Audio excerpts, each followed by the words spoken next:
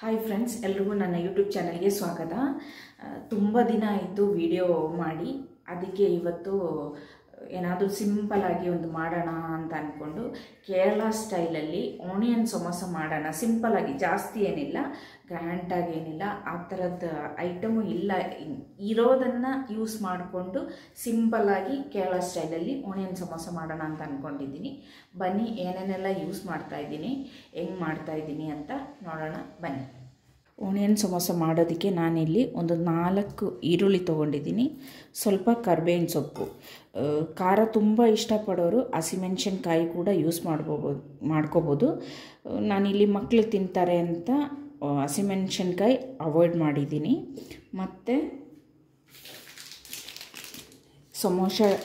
Samosa sheet ಈ ಥರ ಸಿಗುತ್ತೆ ಕಂಪನಿದು ನೋಡಿ, ನಾನಿದು ಸ್ವಿಗ್ಗಿನಲ್ಲಿ ತೊಗೊಂಡಿದ್ದು. ಈಗ ಮಾಡೋಕ್ಕೆ ನೋಡೋಣ. ಫಸ್ಟ್ ಇದನ್ನು ಸ್ವಲ್ಪ ಫ್ರೈ ಮಾಡ್ಕೋಬೇಕು, ಅದನ್ನು ಮಾಡ್ಕೊಳ್ಳೋಣ. ಫಸ್ಟು ನಾನಿದು ಮಾಡ್ತಾ ಇರೋದು ಕೇರಳ ಸ್ಟೈಲ್ ಆಗಿದ್ದಕ್ಕೆ ನಾನು ಕೊಬ್ಬರಿ ಎಣ್ಣೆ ಯೂಸ್ ಮಾಡ್ತಾಯಿದ್ದೀನಿ.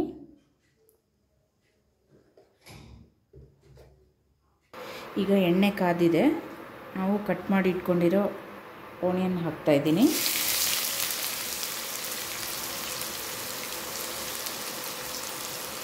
ಅದ್ರ ಜೊತೆಗೇ ಚಿಕ್ಕದಾಗಿ ಕಟ್ ಮಾಡಿ ಇಟ್ಕೊಂಡಿರೋ ಕರಿಬೇವಿನ ಸೊಪ್ಪು ಸೇರಿಸ್ತಾ ಇದ್ದೀನಿ. ಅದ್ರ ಜೊತೆಗೇ ಸ್ವಲ್ಪ ಉಪ್ಪು ಹಾಕ್ಬಿಟ್ಟು ಬಾಡಿಸ್ಕೊಳ್ಳೋಣ ಚೆನ್ನಾಗಿ.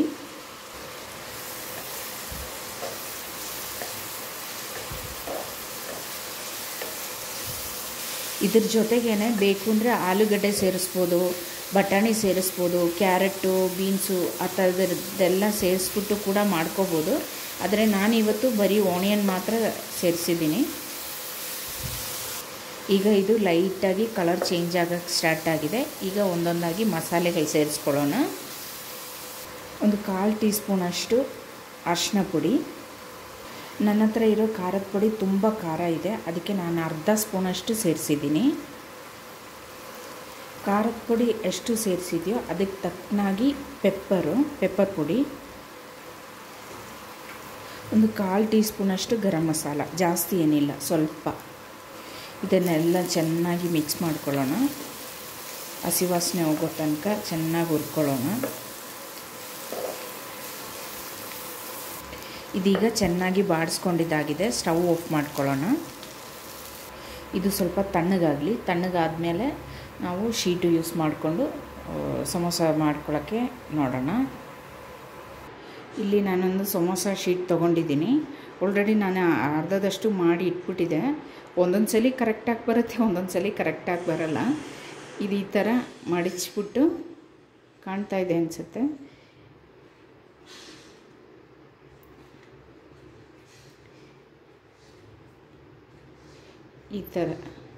ಈ ಥರ ಹಾಕಿ ಈಗ ನಾವು ಮಾಡಿಟ್ಟಿರೋ ಈರುಳ್ಳಿದು ಮಸಾಲೆ ಇದೆಯಲ್ಲ, ಅದು ಇದಕ್ಕೆ ಫಿಲ್ ಮಾಡಿ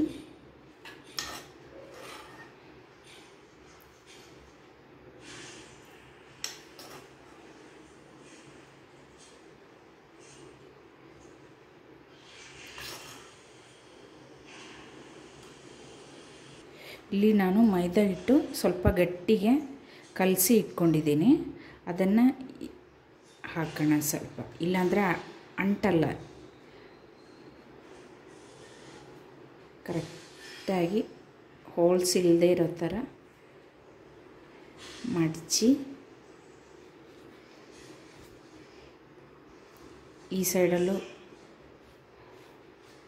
ಸ್ವಲ್ಪ ಮೈದಾ ಮಿಕ್ಸು ಹಾಕಿ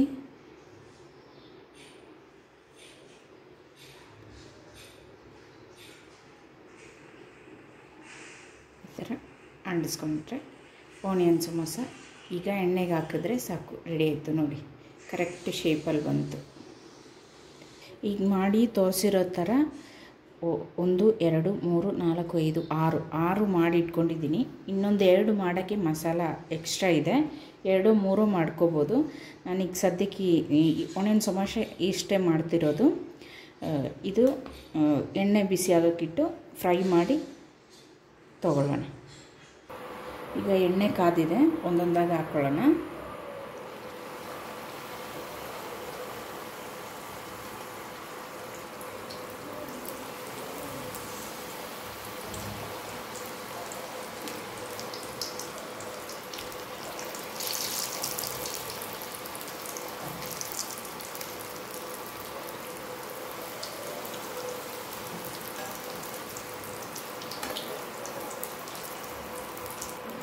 ಒಂದು ಸೈಡ್ ಆಗಿದೆ ಅಂತ ತಿರುಗಿಸಿದ್ದೀನಿ. ಒಳಗಡೆ ಇರೋದೆಲ್ಲ ಬೆಂದಿರೋದಕ್ಕೆ ಬೇಗ ಆಗುತ್ತೆ ಇದು.